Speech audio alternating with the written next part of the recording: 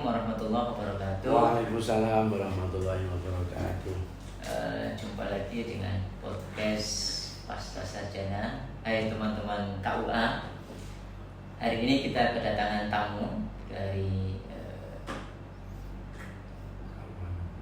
Nanggulangin, KUA Nanggulangin. Betul, Nanggulangin ya. Nanggulan, Oh Nanggulan. KUA Nanggulan. KUA Nanggulan, Bapak Jemino MH yang akan banyak cerita tentang hak-hak anak. Assalamualaikum Pak Jemi. Waalaikumsalam warahmatullahi wabarakatuh Pak Mufid. Ya, Pak Jemi sudah berapa tahun berkarir sebagai penghulu? Oh iya, saya di KUA Nanggulan persis 1 tahun. Kemudian sebelumnya saya 13 tahun di Gunung Kidul. Di Gunung Kidul. Iya. Oke. Di Gunung Kidul berapa tahun Pak? 13 tahun. 13 tahun. Kemudian dipindah sekarang di KUA Nanggulan. Nanggulan Kulon Progo. Iya.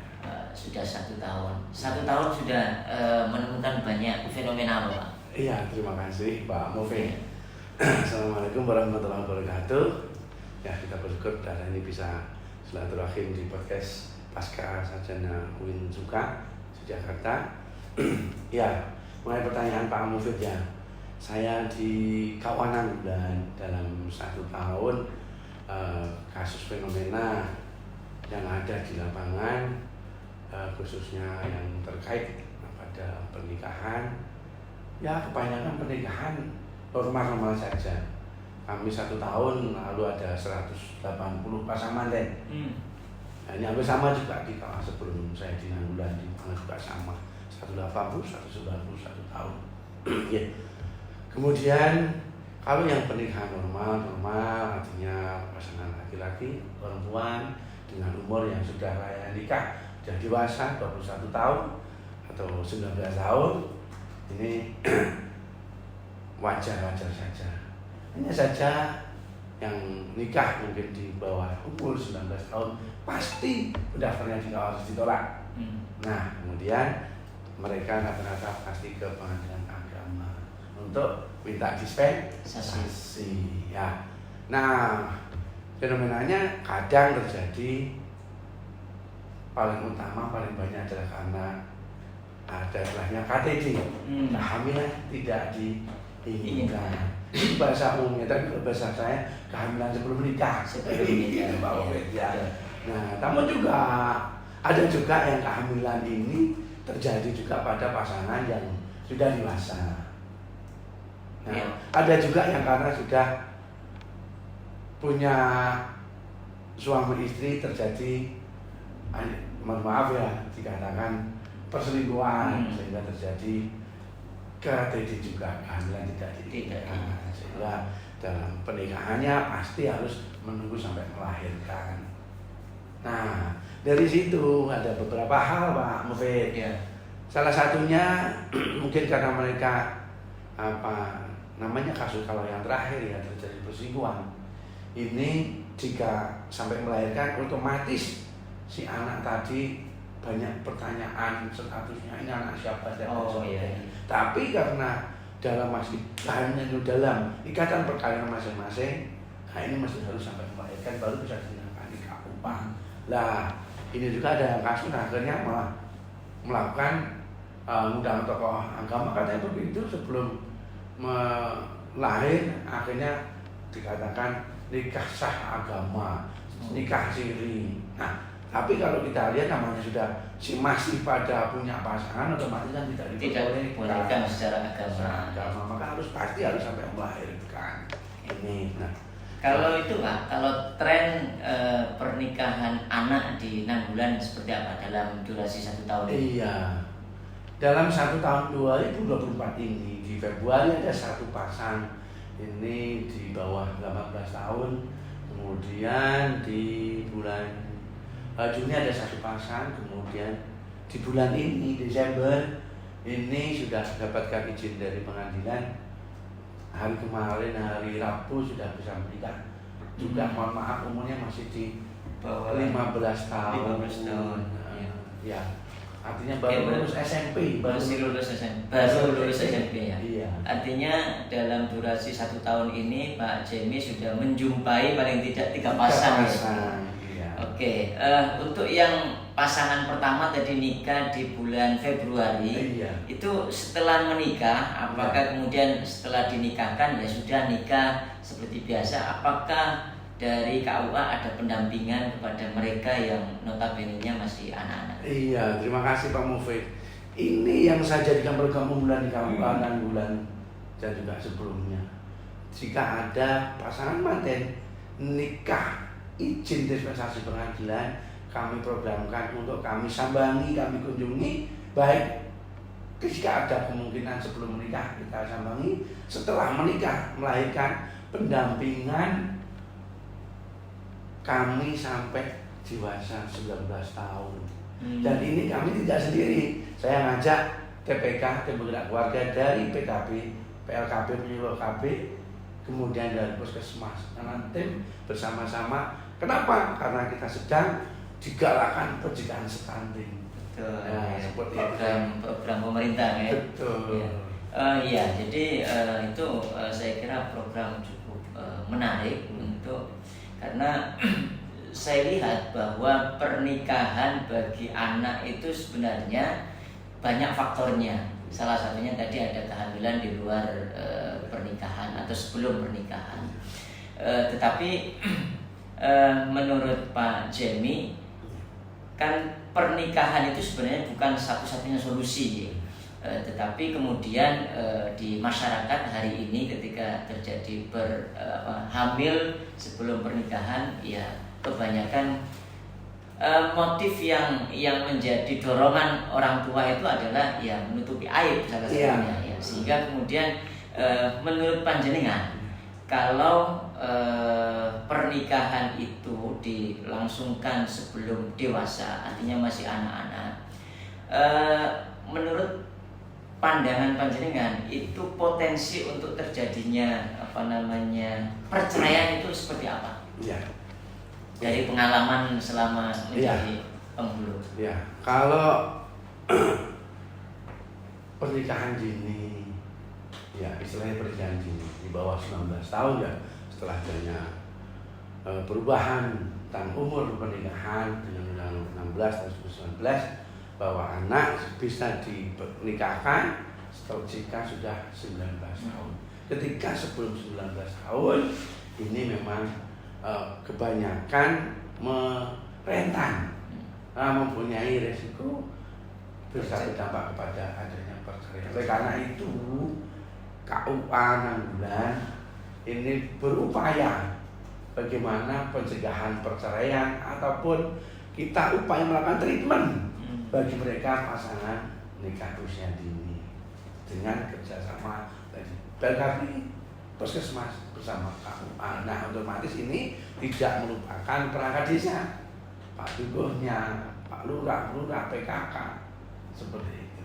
Oke, jadi memang pendampingan itu menjadi kata kunci ya untuk paling tidak memastikan bahwa pernikahan anak yang sudah terjadi itu bisa berlanjut dalam arti ya seperti keluarga yang normal ya, bahwa itu adalah sebuah hal yang bisa jadi di awal tidak diinginkan, tetapi dengan pendampingan, kesadaran untuk bagaimana cara berkeluarga. Oke, nah kan kita tahu ketika anak itu menikah di bawah umur sesuai dengan undang-undang, secara mental, secara kesehatan pasti kebanyakan belum siap. Dari sisi ekonomi juga saya kira tidak semua anak-anak yang menikah itu sudah secara finansial itu sudah mapan gitu. Betul. Nah, selama ini apakah mereka yang sudah dinikahkan itu ada ada bantuan atau ada kesadaran orang tua untuk memberikan bantuan dalam mencukupi kebutuhan rumah tangga anak tersebut? Ya, justru itu Pak Mufid. Pengadilan tidak serta-merta memudahkan mengabulkan permohonan dispensasi nikah karena umurnya kurang. kami mengalami juga yang setelah kan harus mendapatkan binaan, konsultasi dari perlindungan anak karena masih di bawah 19 tahun. Jikalau rekomendasi dari Dinas Sosial Perlindungan Anak ini, perlindungan anak ini, rekomendasinya tidak siap menikah, pasti tidak dikabulkan dispensasi menikah. Oleh karena itu, pertanyaan hakim ataupun salah satu yang menjadikan pertimbangan untuk diizinkan menikah sehingga memerintahkan kau untuk menikahkan. Nah ini jikalau nikah itu benar-benar kehendak kesiapan pasangan itu. Sehingga karena masih anak-anak, sudah anak-anaknya siap, kemudian dipastikan orang tua siap mendampingi, membina, mendidik, masih menuntun lah, karena masih anak-anak. Dan apalagi akhirnya bertanggung jawab kelahiran ketika tadi sudah terjadi KTD, seperti itu, Pak. Nah, tapi ini masih sangat bersyukur sekali ya yang berhasil menikah. Nah, bagaimana jika tidak berhasil menikah? Ini kan masalah filmnya kasusnya kan macam-macam bentuknya. Dan ini yang akan bisa lebih banyak menimbulkan persoalan di kemudian hari. Nah, kalau yang sudah bisa menikah, satu pasti nikah di KUA itu pasti resmi, mempunyai buku nikah, sehingga administrasi apapun kebutuhan atau hak-hak anak terlindungi karena punya kekuatan hukum yang sudah tetap. Nah, bagaimana kasus yang di luar itu? Kenapa tidak serta-merta pasangan sejoli ini lancar di dalam prosesi untuk menuju pernikahan, baik yang bawah umur, baik yang sudah dewasa, ataupun yang sudah duda ataupun janda. Jadi kasusnya sangat beragam. Kalau begini Pak, misalnya anak sudah dinikahkan, dari pengalaman Pak Jemi, baik itu di Kulon Progo maupun di Gunung Kidul, itu anak yang nikah di usia muda atau sebelum dewasa, itu pendidikan mereka gimana Pak? Apakah setelah menikah kemudian otomatis dia tidak melanjutkan sekolah, atau mereka masih tetap sekolah saja? Ya, yang pasti dalam pendampingan, baik sebelum dinikahkan atau mendapatkan izin dispensasi, ini dalam pendampingan itu pasti kita sarankan untuk tetap mengenyam pendidikan. Rata-rata masih SMP, berarti harus, walaupun setelah menikah kita motivasi untuk tetap kejar paket, sehingga nanti mempunyai ijazah yang sama setara. Dan ini juga kita berikan kesadaran kepada kedua orang tuanya, kedua belah pihak, karena ini masih anak-anak, dia mempunyai hak untuk mendapatkan pendidikan. Tapi faktanya di lapangan, apakah anak-anak itu dengan status dia sudah menikah itu tetap mau sekolah faktanya, atau mereka malu dengan temannya atau seperti apa? Ya, ini Pak Mufid, dalam kasus 1 tahun ataupun 2 tahun itu masih mereka menjawab masih siap. Sebelum selesai mendapatkan dispensasi kita berikan motivasi seperti itu. Setelah menikah juga tetap kita ingatkan, kemudian setelah menikah kita dampingi, itu kita motivasi tetap harus berpendidikan. Nah ini rata-rata di dalam 1-2 tahun masih ada keinginan semangat, cuma satu, apakah mungkin ketika masih menyusui sudah masuk di kejar paket? Nah ini yang masih belum bisa kita simpulkan, belum kita simpulkan. Nah nantinya mestinya kalau sudah memungkinkan ya untuk sekolah kejar paket, ini mereka nanti kita usahakan untuk tetap bisa masuk sekolah. Kemudian juga dari perlindungan anak, kalau nggak salah khususkan di Mogo itu juga memberikan fasilitas, jadi mengarahkan. Iya, mengarahkan. Nanti sudah saatnya nanti kejar paket di sini seperti itu sudah diarahkan sesuai dengan rumahnya, tempat tinggalnya di mana, seperti itu. Nah sehingga yang nikah saja juga masih anak, masih punya hak, apalagi yang dilahirkan. Nah ini. Oleh karena itu Pak Mufid, kalau yang sudah menikah resmi ini sudah tidak begitu banyak problemnya. Walaupun tetap ada banyak orang yang mungkin memberikan masukan, kenapa masih anak-anak dikabulkan pernikahannya. Itu. Nah, sedangkan pertimbangannya kan satu, asalkan sudah memang pada keinginan dari anak itu, kemudian kedua menyelamatkan yang dikandung, supaya ada status dan ada yang bertanggung jawab. Nah, sehingga ini diharapkan kedepannya hak anak yang dilahirkan ini bisa diberikan sepenuhnya. Nah, daripada yang sama sekali tidak berhasil menikah di KUA. Nah, ini fenomena juga yang ada di lapangan, Pak. Itu artinya terjadi kehamilan di luar pernikahan, sementara di pihak yang lain laki-lakinya tidak bertanggung jawab sehingga tidak terjadi pernikahan, Pak ya? Atau tidak hanya masalah seperti itu, kompleks sekali. Kompleks ya. Saya contohkan, saya di Nanggula ketemu bahwa ketika terjadi kehamilan ini sudah dewasa ya, maksudnya mungkin sudah 19 tahun, karena itu ketemu saya kan sudah nikah di KUA. Ini kasus yang kelahiran yang kedua. Kehamilan pertama ketika yang laki-laki sudah bertanggung jawab dari rumahnya, sudah menyelesaikan syarat-syarat baik dari kelurahan maupun KUA rekomendasi ke KUA kehamilan, ternyata ke pihak calon mertua tidak bisa melangsungkan pernikahan. Namanya sudah saling mencintai si cowok ini, sehingga mereka dalam kondisi hamil pergi ke kos di daerah Jogja masih di akhirnya terjadi bahasa Jawa kesundulan lagi. Anak pertama baru 5 bulan sudah hamil lagi, kemudian pulanglah ke Kulon Progo di Nanggula. Nah, ketahuan kok pulang bawa anak seperti itu, sehingga harus dinikahkan. Nah, ini kan tidak serta-merta hanya faktor anak juga. Jadi ada orang banyak negara, orang tua, mertua ini juga bisa mempengaruhi keberhasilan mereka yang sudah sepakat menikah. Ini bukan di bawah umur. Nah, sehingga ini anak lahir 2 baru menikah resmi di KUA. Sehingga bagaimana anak yang kedua lahir ini, anak yang ketiga jelas status hukumnya jelas. Dan yang 2 anak, yang kakak-kakaknya ini yang bisa berdampak. Akte kelahirannya pasti hanya berdasarkan itu. Gitu? Secara aplikasi. Yang kedua, rata-rata ketika besok mau masuk sekolah baik TK, sekarang mulai TK bahkan PAUD, pasti diminta akte kelahiran. Di sana pasti hanya berdasar ibu. Dan kadang-kadang ditemukan anak-anak sudah masuk sekolah, bahkan mencari akte kelahiran sudah dewasa. Mau menikah saja belum punya akte kelahiran.